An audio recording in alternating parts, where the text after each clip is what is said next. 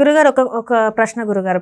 అంటే ఇప్పుడు మీరు ఇందాక అన్నారు ప్రతిపక్షం అని. ప్రతిపక్షానికి ఒక వారం రోజులు దమ్ బిర్యానీ దొరుకుద్ది అంటారు. అంటే దీని వెనకాల అంటే ఒక్క ప్రశ్న ఉంది ఏంటంటే, ఎప్పుడైనా కూడా జగన్మోహన్ రెడ్డి గారు లండన్ వెళ్తున్నారంటే ఇలాంటి కొన్ని సంఘటనలు జరుగుతాయి అని చెప్పేసి ఒక ఉంది. ఆయన ఎప్పుడు లండన్ వెళ్ళినా కూడా మనం చూసుకున్నట్టయితే లండన్ వెళ్తున్నారు. వెళ్లే ముందు బాబు గారు అరెస్ట్ అయింది. ఇంతకు ముందు వెళ్ళినప్పుడు కూడా లడ్డు విషయం ఏదైతే ఉందో అది జరిగింది. అండ్ ఇప్పుడు లండన్ వెళ్తున్నారు, కల్తీ జరిగిందని చెప్పేసి ఏమైంది ఫైనల్ గా తీసి పక్కన పెట్టండి అన్నారు. అవును, ఇది కూడా అంతే, తీసి పక్కన పెట్టండి అంటారు. ఇంతకు మించి ఏమంటారు? ఇంతకు మించి ఏమంటారు? మా అక్కడ ఏముంది? భక్తులు ఆ రకంగా వస్తే బాబు గారు ఏం చేస్తారు, కళ్యాణ్ బాబు ఏం చేస్తారు, ఎవరేం చేస్తారమ్మా? అంటే ఈయనేమన్నా చేపించి ఉంటారా స్లీపర్ సెల్స్ ద్వారా అని చెప్పేసి కూడా కొన్ని ఉంది. అక్కర్లేని మాటలు మనం ఆపేస్తే మంచిదేమో, ఈ పనికిరాని మాటలు ఒకటి. రెండోది, ఒకవేళ అటువంటిదే ఉంటే ఎంక్వైరీలో వస్తే అప్పుడు ఆటోమేటిక్గా తెలుస్తుందిగా. కానీ నా అభిప్రాయం అయితే ఒకటి, ఓ 4 రోజుల తర్వాత ఇది పక్కకి వెళ్ళి వాట్ నెక్స్ట్ అంతే. అంటే ప్రజల ప్రాణాలు అంత తేలికైపోయిందా? ప్రజల ప్రాణాలు అంత తేలికైపోయింది. ఎవడు రమ్మన్నాడమ్మా? అది చచ్చిపోతామా? ఇవాళ తల్లి పోయింది, తండ్రి పోయాడు, అక్క పోయింది. ఏం కాస్త నిదానంగా వెళితే చచ్చిపోతామా? మనల్ని మనం జాగ్రత్త పరుచుకోలేమా? మనల్ని మనం ఆలోచింపచేసుకోలేమా? మనకి మనం జాగ్రత్తని ఏర్పరచుకోలేమా? వైకుంఠ ఏకాదశి నాడు బాలాజీని చూడాలనే ఉంది. మరి నీ ఇంటి పక్కన ఉన్నది ఎవరు? బాలకృష్ణ లేక చిరంజీవా? బాలాజీనేగా, చూసుకోవచ్చుగా. సో కాల్డ్ సీజనల్ గాడ్స్, ఆదివారం సూర్యుడు, సోమవారం శివుడు, మంగళవారం ఆంజనేయుడు, బుధవారం వినాయకుడు సుబ్రహ్మణ్యుడు, గురువారం సాయిబాబా, కొంతమందికి దత్తాత్రేయుడు, కొంతమంది శుక్రవారం శ్రీ మహాలక్ష్మి, శనివారం బాలాజీ. ఆ రోజులు మాత్రమే బిజీగా ఉంటాయి. అంటే మిగతా రోజులు వెళ్ళకూడదా? ఏ రోజైనా వెళ్ళాలని నేను అనుకుంటాను. వెళ్ళకూడదా? లేదు, వెళ్ళాలి. All are seasonal gods for the society. చేశారంటారా? చేయించబడ్డారంటారా? ఏంటది? సీజనల్ గాడ్స్ గా. ఎవరు అంతెందుకమ్మా? ఒకడు నేను ఐఏఎస్ కావాలని ప్రయత్నం చేస్తున్నా, ఈ రోజు నుంచి నేను మొక్కుకుంటా అంటాడు. వాడు కాలేదనుకో పార్టీ మార్చినట్టు భగవంతుని మారుస్తారు. నా దగ్గరకు వచ్చిన వాళ్ళు చాలామంది నేను మొహానే తిడతా. అరే భగవంతుని మార్చడం ఏమిట్రా నీ బొందా? నువ్వు ప్యాంటు షర్ట్ వేసుకున్నావు, నేను కుర్తా వేసుకున్నా, నువ్వు డ్రెస్సు వేసుకున్నావు. బట్టలు వేరేమో కానీ మనుషులు ఒక్కటే, అలాగే భగవంతుడు ఒక్కటే. ఆయన అనేక రూపాలమ్మా, ఒకటా రెండా ఎవడు చెప్పగలడు? అంటే రాసి పెట్టి ఉంటే దేవుడు ఎట్లయినా మనకి ఒక హెల్ప్ చేస్తాడు. అది రాసి మానవ ప్రయత్నం ఉండాలి.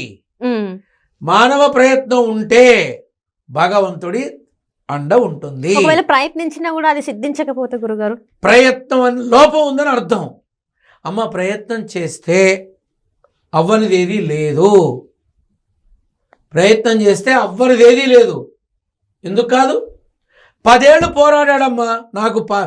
నేను నరసింహుడి బిడ్డగా మాట్లాడుతున్నా. 10 ఏళ్ళు పోరాడుతూనే వచ్చాడు. పో హీరోకి ఎందుకు ఏ రాదు అది ఇది అని అన్నారు. నేను మే 17వ తారీఖు గత సంవత్సరం నేను చెప్పా, 10 ఏళ్ల శ్రమకి తగిన ఫలితం రాబోతోంది, చరిత్రలో నిలబడబోతున్నాడు, ఖచ్చితంగా పవన ప్రభంజనాలు వీస్తాయనన్నా. 21 వచ్చి చరిత్రలో నిలబడ్డాడు. 10 ఏళ్ల కష్టానికి డిప్యూటీ సీఎం అయ్యాడు. తాను అనుకున్నట్టుగా రాష్ట్రం అంతా పవన ప్రభంజనాలు వీస్తున్నాయి కాదా? మే 17 ఇచ్చిన ఇంటర్వ్యూలో చెప్పా. గత సంవత్సరం ప్రయత్నం చేస్తూనే ఉన్నాడు. నేను గెలిచినా గెలవకపోయినా నా లక్ష్యాన్ని చేరుకునే ప్రయత్నం మాత్రం ఆపను అన్నాడు. ప్రయత్నం లోపం లేదు కాబట్టి గెలిచాడు. కాబట్టి మీ ఛానల్ ద్వారా భక్తులందరికీ, అదే ప్రాణాలు పోగొట్టుకునే స్థాయిలో ఉన్న మూఢభక్తులందరికీ ఒకటే చెప్తున్నా. ఇదంతా మూఢనమ్మకం అంటారా గురుగారు? మూఢభక్తులకి చెప్తున్నా, భక్తులకు కాదు. మూఢభక్తులు అంటే వాళ్ళు మాత్రమే కాకుండా పక్క వాళ్ళకు కూడా అంటిస్తారు. ఏం వైరస్ అమ్మా అది? కరోనా వైరస్ కాదు, ఏదో కొత్తగా వచ్చి వస్తుంది, హెచ్ఎంపీ వైరస్. నాకంటే ఆ పేరు వేరేలాగా వస్తుంది. ఆ వైరస్ లాగా అందరికీ అంటిస్తారు. నిజమే, వెళ్ళకపోతే దేవుడు ఏమన్నా అంటాడేమో, వీళ్ళ బొంద ఏమన్నా ఫోన్ చేసి చెప్పాడా మీరు రాకపోతే చంపేస్తా నేను అని. పిచ్చమ్మా, పిచ్చి. నేను ఒక్క మాట చెప్పనా మీ ద్వారా? గురుగారు చెప్పండి. రేపు ముక్కోటి ఏకాదశి నాడు చక్కగా మీ అమ్మ నాన్నని స్నానాలు అవి గట్ట చేశాక చక్కగా బట్టలు పెట్టి వాళ్ళని చక్కగా తయారై ఉత్తర ద్వారంలో నిలబడమని చెప్పి వాళ్ళకి మొక్కండి. మొత్తం సకల ముక్కోటి దేవతలకి దండం పెట్టిట్టే ముక్కోటి ఏకాదశి నాడు. ఆ అమ్మ నాన్నని వృద్ధాశ్రమాల్లో పెట్టి ఆదిదేవుడు బాలాజీ దగ్గరికి వెళ్తున్నానంటే ఆ బాలాజీ ఆ ఆదిదేవుడు కూడా దొంగే. అమ్మ ప్రేమ కోసం 10 సార్లు అవతారం ఎత్తాడమ్మా భూమి మీద. అమ్మ ప్రేమ కోసం దొంగ కాదా? అమ్మ ప్రేమ కోసం పరితపించాడు అనుకోవచ్చు కదా. దొంగ కాదా? కాదు గురుగారు. వెన్న దొంగ, ఆ దొంగ, ఈ దొంగ ఒక యుగంలో. అవునా? వారిని దూరం నుంచి దొంగచాటున దెబ్బతీశాడు. దొంగేగా. నా మాటలో అబద్ధం ఎక్కడుంది? కృష్ణుడిగా నిలబడి పాండవుల్ని కాపాడడం కోసం దొంగ దెబ్బలు తీసి అందరినీ ఊచకోత కోశాడు. దొంగేగా. నాతో పెట్టుకోకు సుమా. కాబట్టి తల్లిదండ్రుల్ని చక్కగా గౌరవించి రేపటి రోజున ముందు వాళ్ళ పాదాలకి నమస్కారం చెయ్యండి చాలు. నా దగ్గరకు రాకుండా నువ్వు వాళ్ళకి దండం పెడతావని బాలాజీ ఏమన్నాడు? అసలు అమ్మ చెప్తేనేగా వాడు బాలాజీ అని తెలిసింది. అవును గురుగారు. అటువంటి అమ్మని దూషించి దూరం పెట్టి ఎక్కడో పెట్టి నువ్వెక్కడో ఉండి ఏమిటిదంతా? భక్తులు ఆ రకంగా తోసుకుంటూ వెళ్ళినప్పుడు వాళ్ళ కాళ్ళ కింద పోలీసులు పడి వాళ్ళకేమన్నా అయితే ఎవరు మాట్లాడతారు? రెవెన్యూ వాళ్ళకేమన్నా అయితే ఎవరు మాట్లాడతారు? ఎవరు మాట్లాడరు. మున్సిపల్ వాళ్ళ పరిస్థితి అయితే వర్ణనాతీతం. వదిలేసిన వాటి నుంచి మలమూత్రాల నుంచి అన్నిటినీ శుభ్రం చేయాలి. వాళ్ళ గురించి మాట్లాడరే. వైద్య సహాయం చేయడం కోసం పరుగున వస్తారు. మరి వాళ్ళకేమన్నా అయితే వాళ్ళ గురించి మాట్లాడరే. ఎంతసేపు భక్తులకు వచ్చారు, రైట్, ఈ భక్తుల్ని మీరంతా రాకపోతే జీవిత ఖైదీ వేస్తామని చెప్పారా సుప్రీంకోర్టు? నాకు దురద పుట్టింది, నేను గోక్కున్నా, నాకు చూడాలనుంది, నేను వెళ్ళా, అయితే దర్శనం, లేకపోతే శాసనం, కర్మ తప్పదు. కాబట్టమ్మా దయచేసి ఎవరు ఎవరిని నిందించద్దు, ఎవరు అనవసరంగా మాట్లాడకండి, అక్కర్లేని ప్రాపకాండ చెయ్యకండి. భగవంతుడు అన్ని చోట్ల నీలో లేడా? ఖచ్చితంగా. వాళ్ళో లేడా? ఉన్నారు గురుగారు. అంతే. నాలో నా నాన్న లేడా? అంతే. అమ్మా నాన్నకి దండం పెట్టండి, అమ్మా నాన్నని చక్కగా చూడండి. ఆదిదేవుడే వచ్చి మీ చంకలో దోరతాడు. ఇది తెలియదు ఎవరికి. గురుగారు నాకు ఒక్క చిన్న సందేహం. అడగమ్మా. తీర్చారా? తీర్చడానికి సందేహాలన్నీ తీర్చడానికి పొట్టే ఉంది ఇక్కడ. నీ దగ్గర సందేహాలు ఉన్నాయా చెప్పు. ఎందుకు గురుగారు ఇట్లాంటి కొన్ని రోజులు పెట్టి, అంటే ముక్కోటి ఏకాదశి కావచ్చు, ఇలాంటి కొన్ని ప్రత్యేకమైన రోజులు పెట్టి ఆ రోజు మాత్రమే ఖచ్చితంగా ఈ పూజలు చేయాలి, ఆ పూజలు చేయాలని చెప్పేసి ఎవరైనా చెప్పారా? లేకపోతే నిజంగానే అవి పురాతన కాలం నుంచి ఉన్నవా? దేవుళ్ళే చెప్పారా? అసలు ఏంటి గురుగారు ఇది? దేవుడు చెప్పారా? ఎవరికమ్మా? అంటే ఎవరికైనా చెప్పి కల్లో కనిపించడమా, లేకపోతే ఇట్లాంటివి ఏమైనా చేశారా, లేకపోతే ఏంటి అసలు? దీనికి సమాధానం ఇస్తాను. నేను అడుగుతాను, తర్వాత నువ్వు దాన్ని ఎంక్వైరీ చేసుకొని మళ్ళీ నాకు ఫోన్ చేసి చెప్పు. అసలు హైందవ సాంప్రదాయంలో ఈ భరతఖండంలో హైందూ అనేవాడు చేసే ఏ ఒక్క పండగైనా మంచి రోజు ఉందా? ఏ ఒక్క పండగైనా మంచి రోజు ఉందా? శూన్యమాసంలో వస్తుంది సంక్రాంతి, అవునా? అవునా కాదా? ఉగాది ఎప్పుడు వస్తుంది? వినాయక చవితి, దుర్గా అష్టమి, మహర్న నవమి, శ్రీరామ నవమి, సుబ్రహ్మణ్య షష్ఠి, కృష్ణ అష్టమి, దీపావళి అమావాస్య. ఏదమ్మా అన్ని కూడా దీని దుంపదగా. అప్పుడు మాత్రం కిలోల కొద్దీ స్వీట్లు, పిండి వంటలు, అందమైన బట్టలు, అందమైన మేకప్లు, నా బోంద, నా తద్దినం. మళ్ళీ అదేమిటో ఆ రోజు మళ్ళీ విడిగా పనికిరాదు. అమ్మమ్మమ్మ అమావాస్య మా అమ్మాయిని పంపను అని. దీపావళి మాత్రం దిగేస్తారు నగలు. అమావాస్య రోజు చవితి రోజు నాడు వెళ్ళకూడదు. కానీ వినాయక చవితికి మండపం పెట్టి ఖర్చులు పెట్టి పూజలు చేస్తారు, బ్రహ్మాండంగా చేస్తారు. మరి మిగతా అప్పుడు ఎందుకు పనికిరాదు? అష్టమి కూడా పనికిరాదు.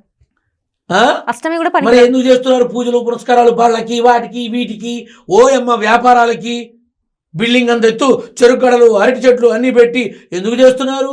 మరి ఆ రోజులు చెడ్డవి కదా, చెయ్యకూడదు కదా. ఉందా సమాధానం? అట్లాగే నువ్వు చెప్పేవి ధన్త్రయోదశి అంటారు. అవును దాంట్లో. ఏముంది, నా బొంద ఉంది. ఆ రోజే స్టాక్ మార్కెట్లో కొన్ని లక్షలు పోయావని నాకు ఫోన్ చేస్తారు. అరే రే ధన్త్రయోదశి నీకు డబ్బు వచ్చి పడాలిగా నీ ఒళ్ళో అంటా నేను. వాళ్ళు చెప్పారని పెట్టావుగా, ఇప్పుడు పోయిందిగా, ఎవరు చెప్పారో పోయి వాళ్ళని అడుగు అని అంట. పెట్టద్దురా అని చెప్పిన ధన్త్రయోదశి పెడితే ఇట్లా వస్తుంది అట్లా వస్తుంది, ఏమిటి వచ్చేది, వాడికి మూర్ఛ వచ్చింది. బంగారం కూడా కొనాలని చెప్తారు సార్. ఎవరు అంటే మిగతా రోజుల్లో కొనట్లేదా, వ్యాపారాలు జరగట్లేదా? ఆ రోజు కొంటే ప్రత్యేకంగా ఇంకా The manipulated games is always giving result for only the business people, not for the common public. అంటే ఇది మనుషులే కొత్త కొత్తవన్నీ సృష్టించి ఇట్లా చేస్తే మంచిది అట్లా చేస్తే మంచిది. బాహుబలి సృష్టించింది ఎవరు? మనిషి. త్రిపులార్ సృష్టించింది ఎవరు? మనిషి. ఆనాడు భూకైలా సృష్టించింది ఎవరు? మనిషి. అసలు సినీ రంగంలో చరిత్ర క్రియేట్ చేశాడు కదమ్మా సూపర్ స్టార్ కృష్ణ. అన్నీ ఆయనతోనే మొదలుపెట్టాడు, అన్నీ ఆయనే సృష్టించాడు. కాకపోతే వాళ్ళు ఉపయోగపడేవి చేశారు, వీళ్ళు వాళ్ళకి ఉపయోగపడేవి చేసుకున్నారు. అంతే తేడా. రైట్ గురుగారు. అంటే మీతో మాట్లాడుతుంటే ఇంకా చాలా చాలా విషయాలు మాట్లాడే కానీ- ఉన్నాయి. కానీ మీకు కొంచెం కాలం అంటే లైక్ ఏంటంటే మీకు సమయం కొంచెం తక్కువ ఉండడం వల్ల నాకు కూడా కొంచెం మిమ్మల్ని ఇబ్బంది పెట్టడం ఇష్టం లేదు. మరొక ఎపిసోడ్లో చాలా మంది అడుగుతున్నారు గురుగారు మిమ్మల్ని అంటే కలవాలి అని చెప్పేసి అడుగుతున్నారు. తప్పకుండా ఎలా గురుగారు అసలు మిమ్మల్ని సంప్రదించాలంటే ఎలా అసలు? తప్పకుండా నా నెంబర్ ఇస్తానమ్మా, తప్పకుండా కలవచ్చు. నేను అందరికీ సేవ చేస్తా. అంటే మా సమస్య లేని మనిషి లేడు. నాకు సమస్య ఉంది, నాకు మా అమ్మ లేదు, అంతకన్నా పెద్ద సమస్య ఉంది కదా. సమస్య లేని మనిషి లేడు. ప్రతి మనిషికి ఉంటాయి సమస్యలు, అందులో ఒక్కటి నేను తీర్చిన సీతమ్మ కొడుకుగా నేను ఆనందాన్ని పొందుతా. ఆ సమస్య తీర్చడం కోసం నేను వాళ్ళకి అందుబాటులో ఉన్నప్పుడల్లా చేస్తా. కాకపోతే ఎప్పుడు ఎక్కడ ఏ ఊరు ఏ రాష్ట్రంలో ఉంటానో తెలియదు. ఊరూరు తిరిగే బిచ్చగాండి కదూ, అన్ని ఊర్లు నావే అనుకుంటా, అందరూ నా వాళ్లే అనుకుంటా. అయితే చాలామందికి చెబుతున్నాను, మీరు నా నెంబరు కావాలంటే తెలియపరచండి, మీ మాధ్యమం ద్వారా ఇబ్బంది లేదు. అయితే నా దగ్గరికి రావాల్సిన వాళ్ళు ఆ నెంబర్కి అడిగి తెలుసుకొని రావచ్చు. ఎంత ఫీజు, ఎంత ఇవ్వాలి, ఏమిటి భయపడక్కర్లా. మనస్ఫూర్తిగా రూపాయి ఇచ్చిన కోటితో సమానమే. ఇచ్చే నోటులో రంగు మారుతుందేమో, సీతమ్మ కొడుకు సేవలో రంగు మారదు, సేవ మారదు. కాబట్టి అందరికీ వీడు సీతమ్మ కొడుకే, నారసింహుడి బిడ్డే, భగవత్ సేవకుడే. ఎప్పుడు మీ మాధ్యమం ద్వారా మీ మాధ్యమాన్ని ఇష్టపడే వాళ్ళకి, సబ్స్క్రైబర్లకి నా నెంబరు తెలియజేయండి. తప్పకుండా నేను సేవలో ఉంటా. ఏమ్మా, అందరూ చల్లగా ఉండాలని కోరుకుంటూ రేపు ముక్కోటి ఏకాదశి నాడు తల్లిదండ్రులకి ప్రథమ నమస్కారం చేసి తదుపరి ప్రశాంతంగా పండులాగా అందంగా మీ భార్యాబిడ్డలతో చక్కగా వెళ్ళి మీకు అందుబాటులో ఉన్న భగవంతుడిని చూసి జన్మ ధన్యం చేసుకోండి. వచ్చేటప్పుడు వేడిగా ఇడ్లీ కూడా తిని ఇంటికి వెళ్ళండి. శుభం భూయాత్. గురుగారు, మీరు నేను అడిగిన వెంటనే మీరు రావడం, నాకున్న ఏవైతే సందేహాలు ఉన్నాయో అవి నివృత్తి చేయడం, అండ్ అట్లనే మా వాళ్ళకి ఏవైతే ఉన్నాయో అవి కూడా మీరు నివృత్తి చేశారు. చాలా ధన్యవాదాలు గురుగారు. మీతోనే నా ప్రయాణం ఇంకా ముందుకు కొనసాగాలని మనస్ఫూర్తిగా కోరుకుంటున్నాను గురుగారు. ఇలానే ఇంటర్వ్యూస్ చేయాలి, మీ ఆశీర్వాదం నా మీద ఉండాలని కోరుకుంటున్నాను గురుగారు. శుభమస్తు. థ్యాంక్ యూ గురుగారు.